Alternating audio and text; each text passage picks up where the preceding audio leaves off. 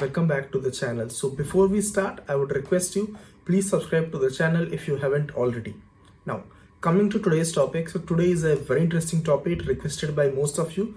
So today I'm going to explain you what kind of projects you can add, how to explain that project, and in what ways the workflow need to be explained. Okay, and this will be a detailed design. I have complete documentation ready which will be added in the Telegram group afterwards, so you can check that out as well, right? But trust me, see, for those who are looking that I'll just be providing you a project and then you can add it, no, it's not going to be like that. I'm going to explain the whole setup from scratch. That means I'm going to explain how the infrastructure is getting created, what tools do we use, and like how much time it's going to take. Then I'm going to explain you like how many VMs we'll be needing, which VMs will be having what kind of tools installed, how we are going to set it up, like how basically whole infrastructure, how it's going to set up. That will be the first phase, right? Afterward, once our tools are already set up, what will be the next phase? For example, like next phase would be to get the source code, manage it. Like now, obviously you might already know that we use GitHub repository or GitLab repositories or any kind of Git repositories usually to store our source code, right? But there is a much bigger aspect of that too. So that also I'm going to explain so that you know every tool inside out, and it becomes much easier for you to go and explain those things in interviews. Okay. After that, we are going to move to CICD pipelines. So what kind of stages we are going to have, what will be the stages, like how we are going to write, and in what ways like whole thing will be working, right?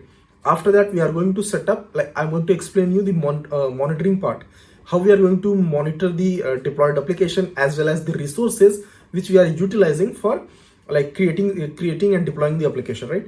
After that, before monitoring, we are going to also focus on security part also. Like we are setting up infrastructure, we are setting up different tools using different VMs. So how we are going to use this security to make sure that everything is secure and it's like very much like in the best possible way it's set up.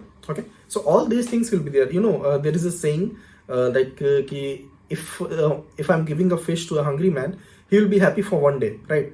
But if I teach the man to catch the fish, he'll be happy for the rest of his life.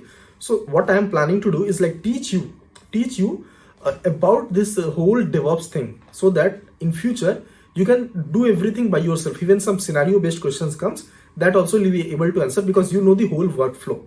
Okay, so yeah, so make sure to check out this whole video to understand everything. Plus at the end you will get the documentation, and documentation will be added in the Telegram group, so make sure to join that as well. Okay, so yeah, with that being said, let's get started. So first thing, let us discuss like what kind of project we should be adding. Okay, so as a fresher, you can add any kind of like public projects or like open source project. Okay, in that I would suggest two kinds of projects for freshers. Okay, first, add one microservice based application and add one application that is a full stack. Full stack means it is having front end, back end, and a database based. Okay, so these two kind of application a fresher should be adding. For an experienced person, I would highly recommend, if you are like going as an experienced person in DevOps, you should be adding some projects that you have worked on in your company. Okay, there could be so many different applications. For example, like provisioning application. There are like almost every company has multiple websites from where the service they are providing or the product they are selling that can be provisioned. Okay, so you can add those kind of applications that you have worked on in your companies. Obviously, like as every company has that kind of application, so that is one good choice. Okay, now basically what I'm going to show you in moving forward the video is that how you should be explaining the format. Like for example, definitely you need to explain how the like infrastructure was created, how you set up the tools, what tools did you use, how did you set up the pipelines, right? What were the security tasks you did, how did you monitor the application? So these kind of things you should be definitely adding. Okay team, so basically what we are going to do now, so I have, you can see these are the folders that I have. And basically yeah, this documentation will be completely available to you in the Telegram, so make sure to join that. Right now, let's talk about the whole process. So you know, like when we want to build and deploy applications, so first of all, what do we need to have? We need to have an infrastructure where we can like create resources and deploy application, right?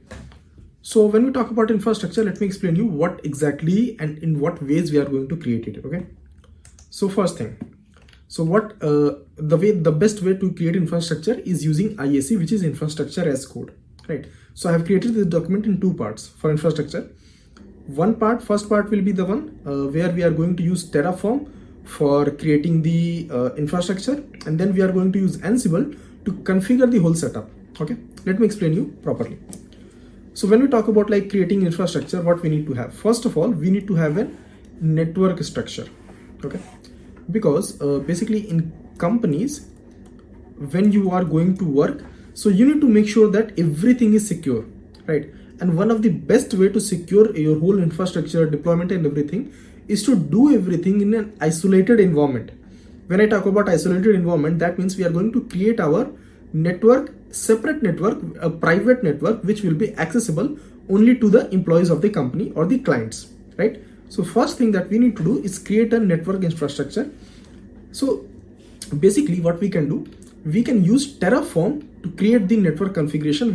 What we are going to do, we are going to define private network environment. Okay, now this private network environment is the environment inside which we are going to create all our resources, deployment clusters, Jenkins, SonarQube, everything will be within this private network, so that all the resources that we want to use, it should be accessible only to the people who are part of the project or the clients. Okay, next up, once we have this infrastructure set up, next up what we need to have a deployment cluster, right? For example, like let's say I want to deploy my application. So where exactly we are going to deploy? We are going to deploy our application on usually like a kind of Kubernetes cluster. So we can use cloud Kubernetes cluster, which is EKS or AKS. The reason that I want to use EKS or a cloud Kubernetes cluster is because like we don't need to put too much effort creating it or managing it. One time we can just provide the configuration, this is the configuration that I want, and then I can like cloud platform like Amazon or Azure, they can create it on my behalf. Okay, so it's like really easy to manage for us. Okay, so next thing that we need to do is create EKS cluster or Elastic Kubernetes cluster. So basically what we need to do, we just need to provide the desired configuration of the cluster, including node groups, how many worker nodes will be there, what will be the version of like Kubernetes cluster. Okay, so that will be the next thing afterwards. So afterward, basically what we are going to have, like we have the deployment cluster ready, right? First thing we create network environment. Second, we create EKS, or you can say deployment cluster, right? Deployment cluster. Second thing, this we create. Third thing that we are going to create is we need to set up like Jenkins, Sonar, Nexus, right? These three tools which are the most important, which we need to set up, right? So where exactly we are going to set up? So we are going to set up them on a virtual machines, right? Now talking about the configuration of the virtual machine. So first of all, we need to make sure minimum also like a slave will be there for Jenkins. Okay, so minimum requirement that we should be having for our virtual machines is 4 GB of RAM, and minimum storage that usually in my companies we used to give is like minimum 40 to 50 GB minimum. Okay, so that it is like much easier to work with and it does not hang or it does not slows down. This is the minimum requirement for this. Okay, so again, since we need like virtual machine, that means we need to have 4 virtual machines. That also we can create using Terraform. Okay, so using Terraform, this is what we are going to do. These 4 kind of things that we are going to create using Terraform as part of our infrastructure. One very important thing you need to know, like basically also team, you can see there is a sample script which is used to create all these things that I have defined here. So you can just check it out. Note that this is a sample script. Okay, so yeah, make sure to check out. One very important thing I want to tell you. So let's say I have created this 4 virtual machines I have created, right? So once I have created virtual machines, I can use Ansible to configure them. Basically use Ansible to install like Jenkins, SonarQube, Nexus or Jenkins slave on these virtual machines, right? So for Ansible to work properly, first thing that need to have is like for us, like we need to have a master node from where we can like execute the Ansible playbooks, right? But for master node to be able to be connect on these 4 virtual machines, we need to make sure that the public key of the master node is pasted on the authorized keys of these 4 virtual machines, right? And a proper permission is given. Okay, so if you see this documentation, this sample Terraform script, you will notice that there is one small shell script I am using, okay, you can see two commands I'm running, like changing the permissions. Okay, also I'm pasting the this public key inside this virtual machine, so that I'll be able to access these virtual machines. Okay, so this is the like till here we have Terraform task. These things we need to do using Terraform, right? Like from master node, we are going to copy the public key in the newly created 4 virtual machines. Okay, so these 4-5 tasks that we are going to do using Terraform. First task is to create a network environment inside which every resource that we are going to work with will be existing. Secondly, we are going to create a deployment cluster like EKS, okay, where we are going to deploy our applications. Then we are going to create tools like DevOps tools like Jenkins, SonarQube, Nexus, or a separate VM for using as Jenkins slave machine, right? So this is the infrastructure part 1, where we are creating whole infrastructure. Okay, now I hope you understand the part 1. Like, these are the resources that we are going to do using Terraform, right? And yeah, for every document you will find a sample script also. Okay, coming to part 2, what exactly we are going to do in part 2? So in part 2, basically we are going to configure these virtual machines that we created, so that we can install all these DevOps tools. See, the whole point of DevOps is that to automate as much as we could, right? So Ansible is one of the best tools that we could use to automate some things, right? Now, so what we are going to do using Ansible, using Terraform, what we have done, connection we have established, right? We have mentioned that the inside those 4 virtual machines, the public key of the master node is pasted and the permission is applied, right? That means from master node we will be able to connect to those 4 virtual machines very easily, right? So next step is to create Ansible playbook. Okay, so we are going to create Ansible playbook. Okay, and 4 Ansible playbook I am going to create, which should be running on each of these like specific playbooks will be running on each of these 4 machines, right?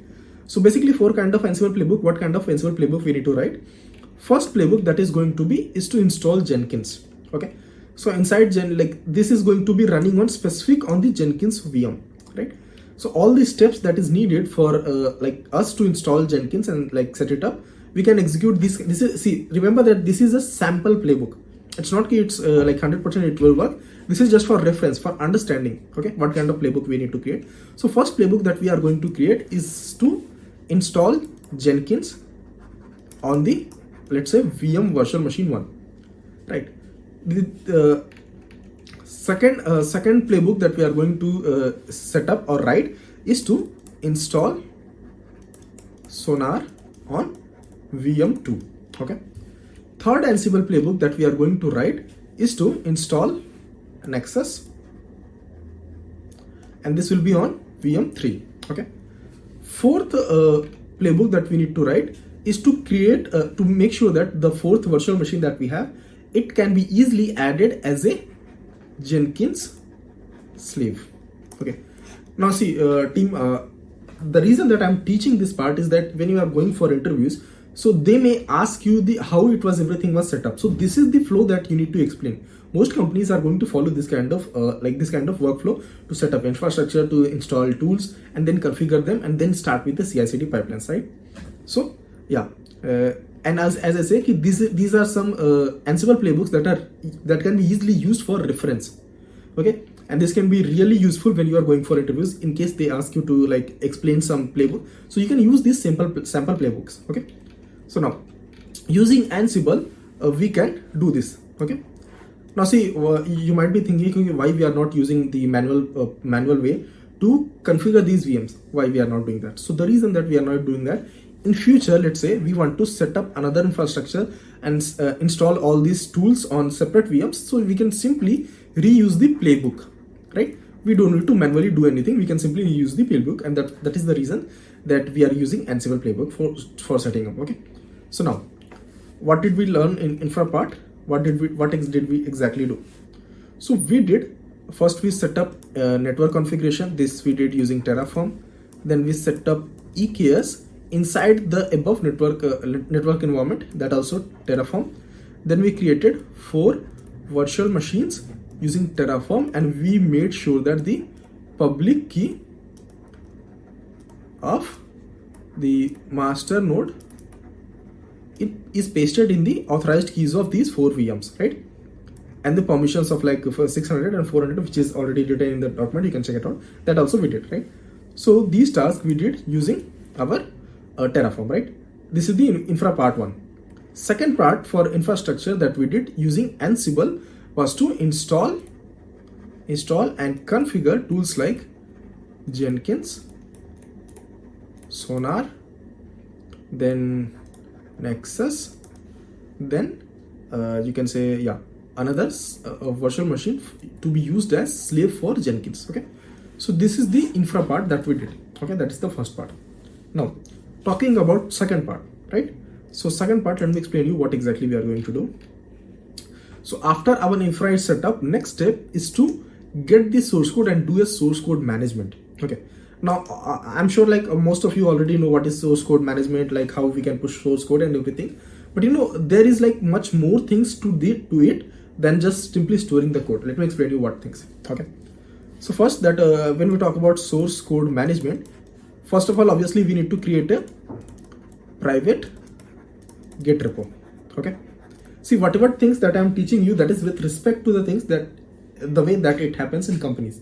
So that, because obviously if you are going for interviews, if you are looking to transition your career, so this will be really useful if you know the structure, how things happen in companies. Okay, so first thing that we need to do when we talk about source code management is to create a private repository, right?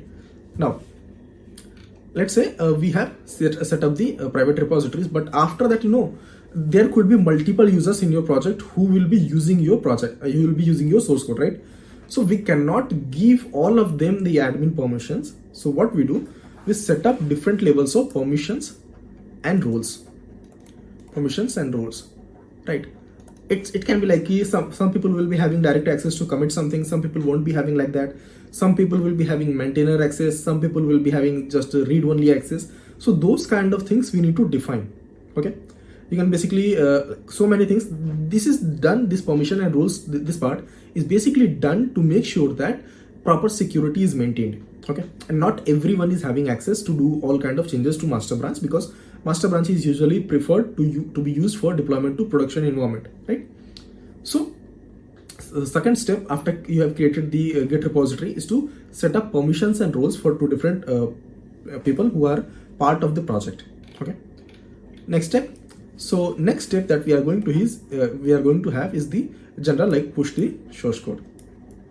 Okay, so pushing source code, like, yeah, it's obviously everyone knows like git push and like git add command, git commit, git push, those kind of things. That is like very normal. Okay, next step. So next step basically, you know, obviously as you know, we will be having multiple deployment environments, right? For example, if I scroll up, this is in general I showed, okay, EKS cluster we are going to have, but it is possible that we may have multiple EKS, multiple environments. In that case, we are going to create multiple EKS clusters. If there are just two environments, we are going to create two EKS clusters. Okay, coming down back. Okay, so basically when we are having multiple environments and we want to deploy to like those environments, so what we need to do, we need to make sure that deployment to those different environments is being done through specific branches. Okay, when you talk about like, let's say I want to deploy something to master to production environment, so for that we are going to use master branch. If I want to deploy to something like, let's say a QA branch, a QA environment, so we are going to use QA branch. Okay, so this also will be there. And in addition, like if new feature needs to be added, then we can create like a feature like that. Okay, not from master, sorry about that, we can create it. If there are just only two branches or two environments, we can create from QA like a feature branch we can create. If there is any bugs, then we can create bug fix branch. And if any critical issue occurs in the production environment, we can create hotfix branch. Okay, so these things basically what I need to say, what I meant to say is that we are going to define the proper branching strategy. Okay, we can have multiple environments, and based on that we are going to define what kind of branching strategy we need to use. Okay, so this is the step 4, and these are the main things that we need to do with respect to GitHub or GitLab, whichever we are using as the source code management tool. Okay, you can see first thing that we need to do is create a private Git repository. Then we need to define the permissions and roles who is going to be maintainer, who is going to be just having read-only access, those kind of permissions and roles we are going to create. Then we are going to push the source code, and then we are going to create multiple branches. A number of branches is going to depend on how many environments we are going to have. If we are having, let's say, 5 environments like production, pre-prod, QA, then development and DR. If 5 environments we are having, so minimum 5 branches we are going to have. In addition, in future, like based on like what is the requirement, we can create like feature branches, and if there are bugs, we can create bug fix branches. If critical issue occurs in the production environment, we can create hotfix branches. Okay, so this is the second step of our whole like DevOps process. First, we created infrastructure using Terraform and Ansible. In interviews, they may ask you, okay, what you have done with respect to Terraform or Ansible. So this is what you can explain. With using Terraform, first we created a network infrastructure. After that, we created EKS cluster. Then we created VMs. In that way, we configured. Okay, and you know, sample scripts also is already added in the document, so that also you can refer. Okay, coming to next step. So next step is the one of the backbone of this whole like DevOps process, which is CICD. Okay, so talking about CICD, what exactly we are going to have in CICD? So first thing, let's say when we talk about CICD, so first thing, like we should be knowing which tool we are using. So in my case, which tool we are using? In my case, we are using Jenkins, right? So first thing that we need to do with respect to Jenkins is set up basically configure Jenkins. Okay, when I talk about configure Jenkins, that means we should be adding credentials whichever needed. For example, if we are using Docker Hub or private Docker HT, we are going to need the Docker credential. And since we created source code management, Git repo is a private, so for that also user and token we are going to need. Then Sonar credentials we are going to need, right? Then we are going to need Nexus credentials, right? These are some credentials we need to add first. After that, we are going to install plugins, right? So we are going to install plugins, like we need to install Docker plugin, we need to install Kubernetes plugin, right? We need to install Sonar scanner, we need to install Nexus plugin. These are certain plugins that we need to install. Sometimes if Java based project we are having, we are going to install JDK so that we can configure them, right? So once the plugins are installed, we are going to configure these plugins or configure these tools inside Jenkins so that they are available for usage. Okay, so this is the first step of Jenkins. After that, once we have set up this, next thing is like we can create pipeline, right? Now talking about pipeline, so there are going to be lots of stages, and I'm going to explain each one of them properly. Okay, so first of all, we need to make sure that we are using webhooks in our pipeline so that the running of the pipelines can be automated. That means every time if we commit something in our branch, automatically it's going to trigger the Jenkins pipeline. Okay, so first thing that we need to make sure our pipelines is integrated with all webhooks. Okay, now talking about these stages. Okay, so you know, first stage that is going to happen, that will be outside the stages section, is the two things we are going to have. One is like tools installation. Okay, and then we are going to have fresh dependency installation. Okay, this will be outside the stage section stages, and this will be the first inside stage. Like if we are running some, let's say we have Java based projects, so we can run like Maven compile, Maven compile, Maven test, those kind of things, which is going to run the specific stage, plus it is going to install dependencies also. Okay, so for example, let's say this can be this section can be inside the stage also, outside also. Outside, how it can be, basically if we are defining something in environment. Okay, so environment is usually existing outside the stages, so whatever things we have defined there, it's going to be installed, right? So this will be first. Then coming to stages, first stage is going to be compile of the source code, right? Next stage will be running the test cases of the source code, unit test cases basically. Then we are going to perform file system scan. Now file system scan, we can use 𝗃𝗿𝗃𝗀 to perform file system scan, which is going to find out if there is any specific sensitive data in our source code or not. Side by side, it's also going to perform a dependency check in our source code. When I talk about dependency check, that means like whatever dependencies are being used in our project, if it is safe or not, if it is like not vulnerable, not outdated, those kind of information we can get using this tool like 𝗘𝗲𝗃𝗦. Okay, so that can happen. After that, we are going to run sonar analysis. Sonar analysis, two things it's going to perform. First is going to be the code quality check. Okay, and second thing is going to perform is code coverage. Now, for those of you who are not aware about what exactly code quality check and what exactly is the code coverage, so let me explain you. Like, we have source code, right? So if let's say we have multiple bugs in our source code, we have vulnerabilities in our source code, we have code smells. Okay, for those who are not able to understand what exactly vulnerability is, code smell, these are things. So these are some kind of issues that may exist in the source code. Okay, for example, vulnerability is the weak point in the source code. Like, if the piece of code is vulnerable, that means attack can happen from outside. When we talk about like code smell, so when we say it's like there is a code smell in our source code, that means that point is something that at that point in future there could be some issues. At the current point there is no issue, but it's like in future there could be issues. For example, like we know we have saying smell danger, so we can smell danger. That means okay, in future there could be something suspicious or something like danger, right? So for that, similar to that, we have code smell in source code.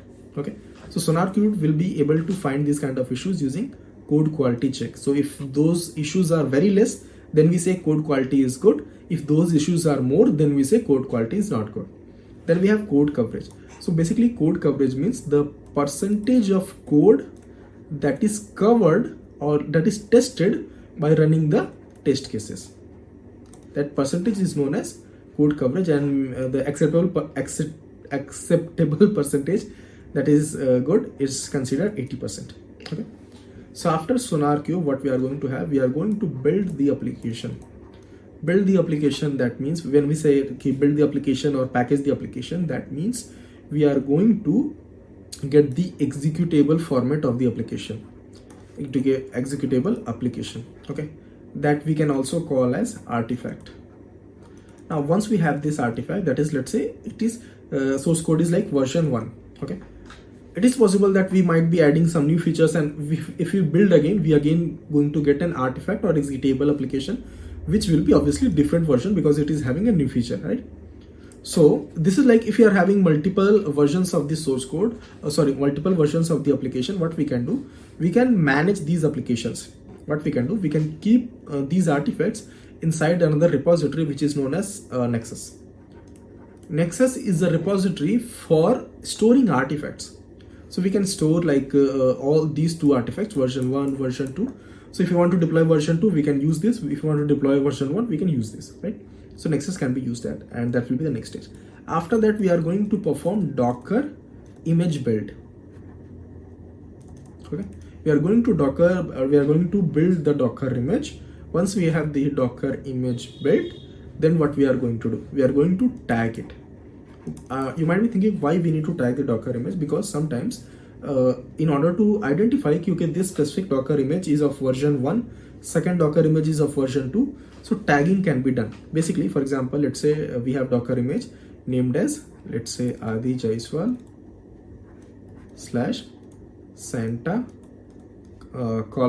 let's say this is version 1, right?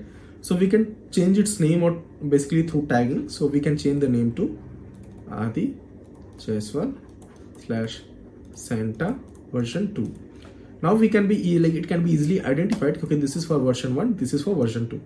Okay, so this is how Docker image will be built, right? Next step after we have built the Docker image is to scan the Docker image for finding out if there is any vulnerabilities. Okay, because when we are building Docker image, we are going to use different base image, so we need to make sure okay, that base image is secure, it is coming from trusted website, and these kind of scanning for vulnerabilities can be done again using 𝗘𝗲𝗃𝗦. Okay, we can use a tool like 𝗘𝗲𝗃𝗦 to scan and generate a report, and we can analyze the report afterwards. Okay, so once we have done this, then we are going to push the Docker image to a Docker Hub repository. Repository can be private, repository can be public, depend on the requirement. So push the Docker image would be next stage. All these things are already written in the document, so do not worry. I'm just explaining each one of them one by one so that you can understand very easily. So once we have the Docker image pushed, Next thing is to update the image in manifest files. Sorry about that. Okay. So we are going to update Docker image in manifest files. Now what are manifest files? So basically, when we want to deploy an application to Kubernetes, we have this YAML, some YAML files like deployment YAML, service YAML, secrets YAML, then we have config map YAML, persistent volume PV YAML, PVC YAML, these kind of things we are having, right? So what we do, we are going to update the Docker image version in that specific file where we need to use. For example, we are going to update the Docker image name in the, we have that file deployment.yaml, right? So in that we are going to update the Docker image version basically. Okay. Once this part is done, we are going to deploy the application to Kubernetes. Okay. After it is deployed, we are going to run one command. So that we are going to run command as 𝗵𝗃𝗃. The reason for running this command, so that because when we deploy something, it may take some time to get up and run, right? So in order to make sure that because once deployment is done, we need to verify also if it is running or not, right? Verification, how it can be done? So we can do verification by running the command kubectl get pods, okay, and kubectl get services, okay, because these are the two main components of our project or of our application that needs to be up and running in order for the application to be accessible.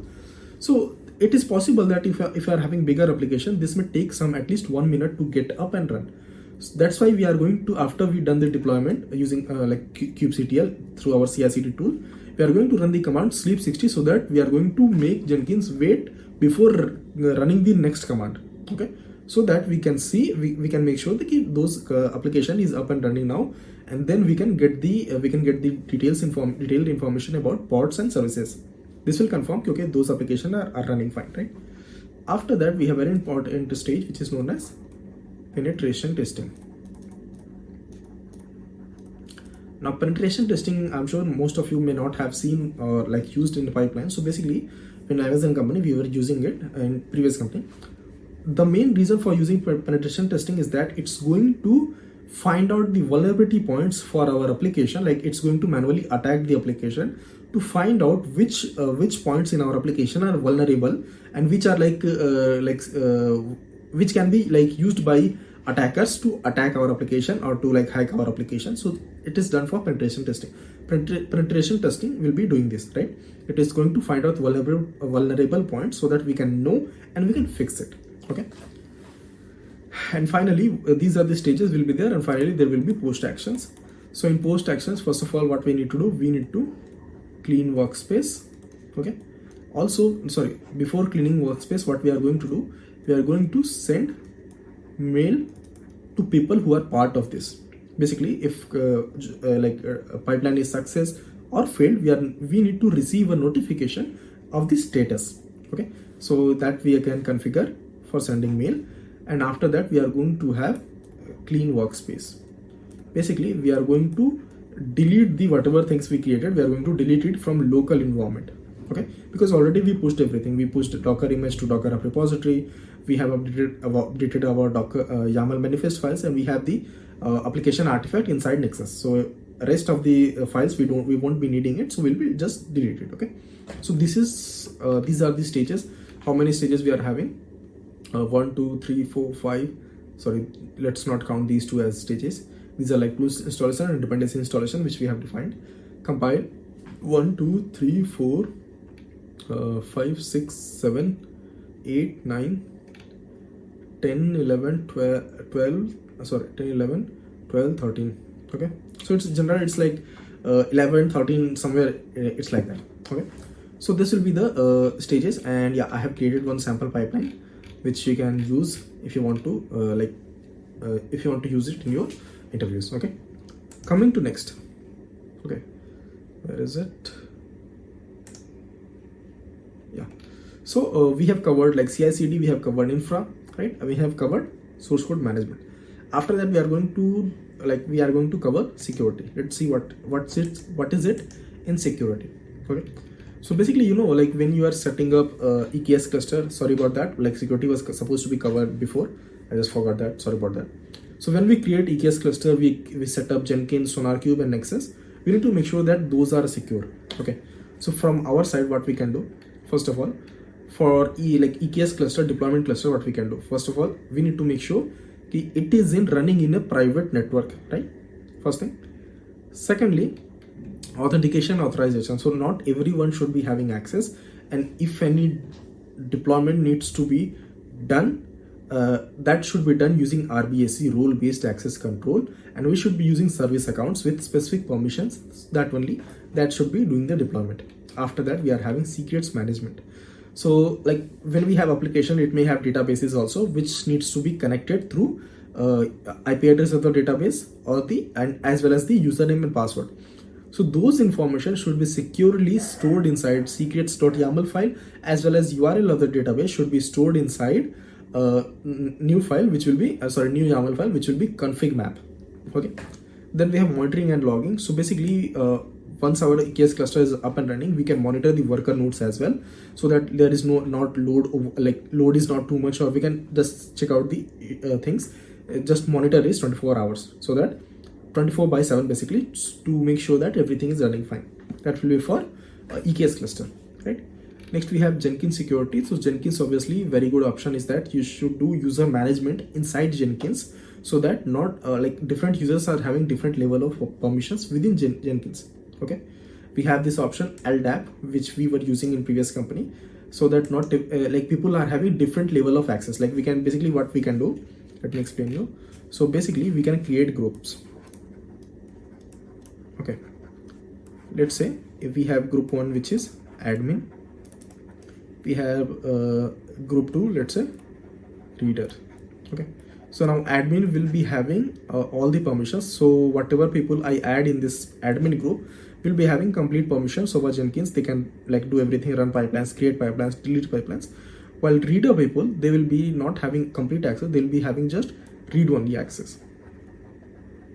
Okay, but again, you can create more users, you can create testers, right? You can create devs. So based on your requirement, you can just define the permissions, and then in this way user management can be done within Jenkins. Okay, then one thing that is very good option is to make sure that our Jenkins is being backed up. Okay, the reason for being backed up, because if anything goes wrong with Jenkins, so that once we have the data, we can restore it also. Okay, there are many plugins available which can be used to take backup every regular intervals of time, and they can restore, they can help us to restore. Okay, so these kind of things we can do. And also we need to make sure that we are not installing any outside plugin. We are not installing any third-party plugin that is not publicly available. Okay, so we should not be installing that. Okay, and yeah, obviously we need to make sure this part also. This part you can see configure HTTPS.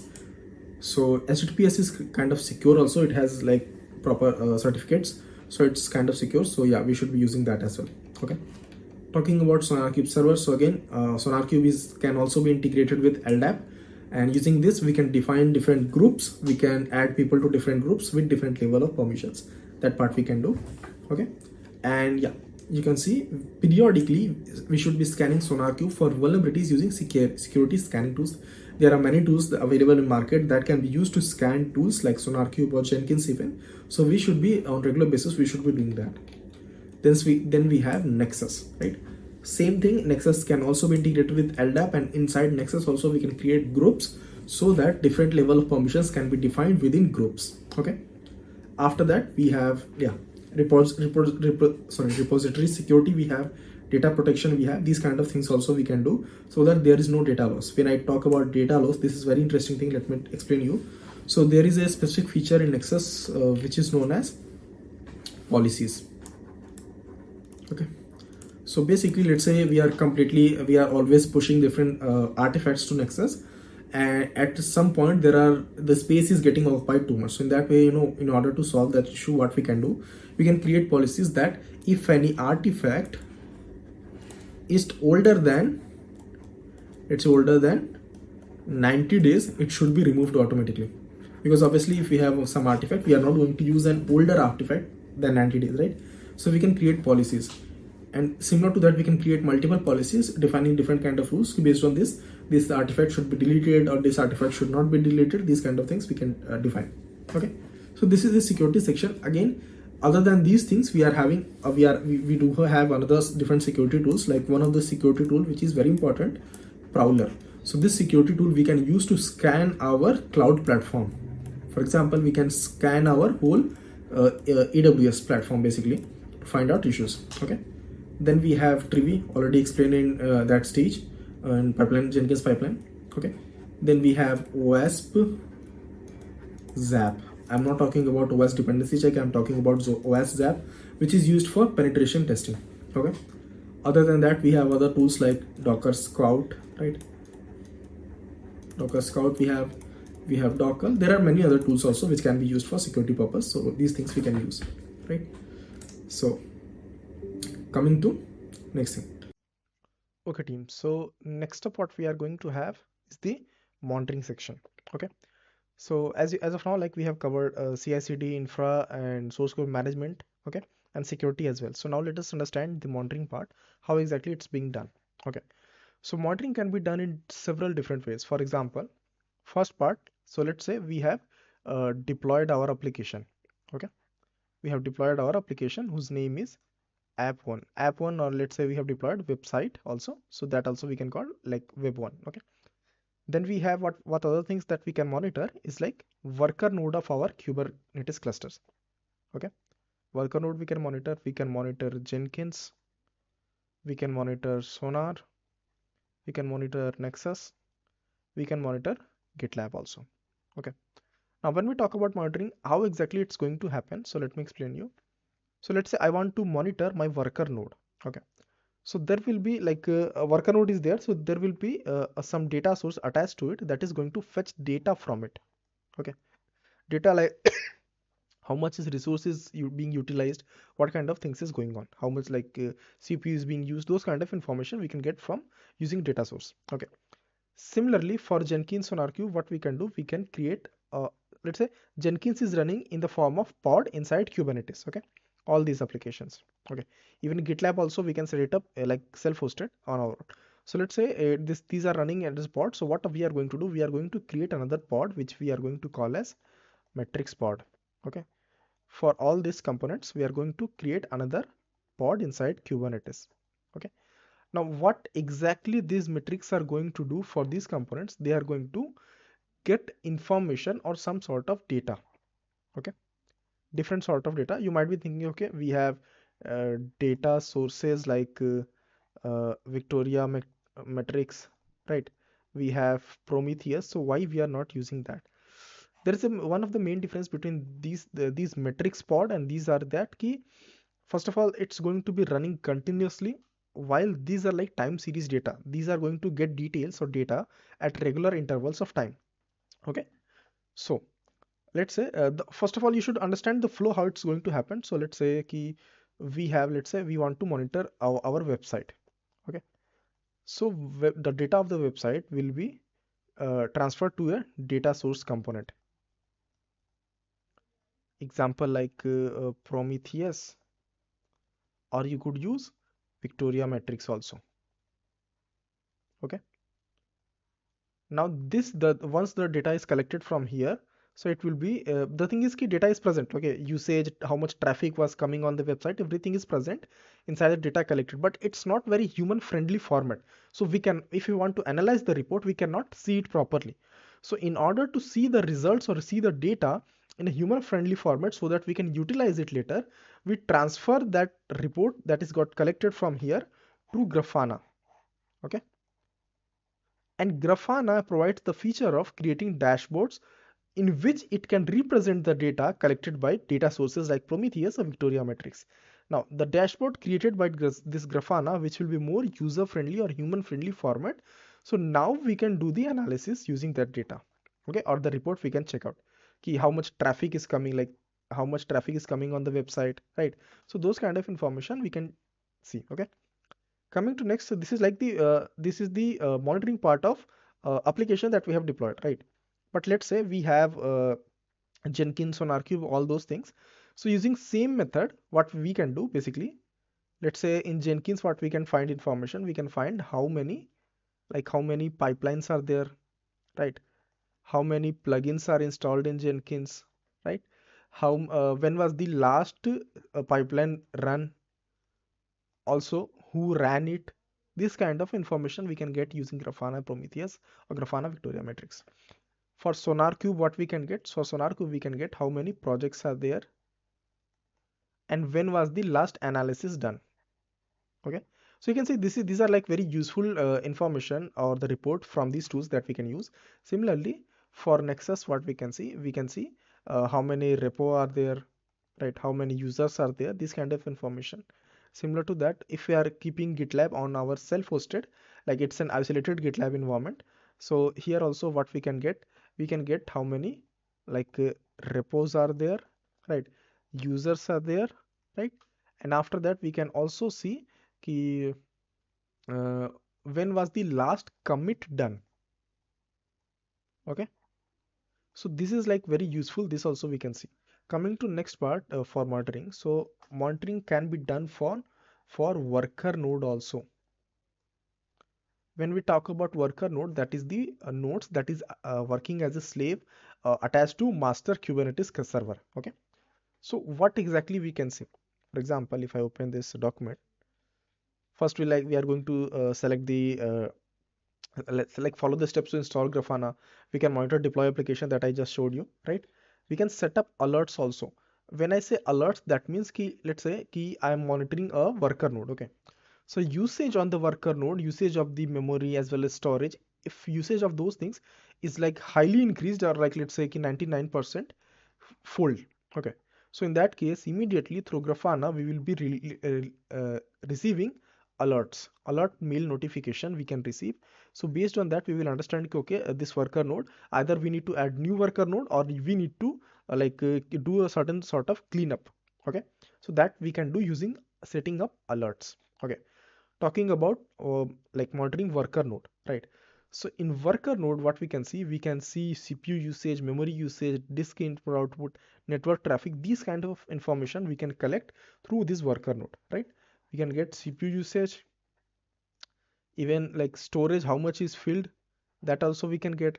Traffic, how much like being access is being done, right? Disk input output, how much these things happening, that also we can see, right? So in the simple format, if someone asks you to explain the monitoring part, you can simply explain, let's say this is a resource that we want to monitor.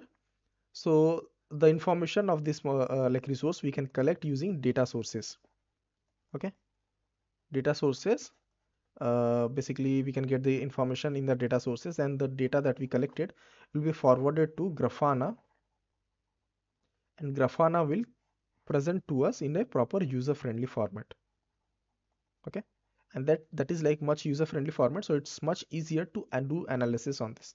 Okay, so this is how like in general like monitoring can be done. And at this point, I believe like all of you, if you are still watching, you know whole process, the whole workflow, how things happen in companies. Okay, so I hope this video was useful. If it was, give it a like. Also, if you find something like if you are looking for deep training, understanding like how exactly DevOps work from scratch to advanced level, you can enroll to batch 4. Okay, so that will be all for today, team, and thanks for watching. So have a nice day.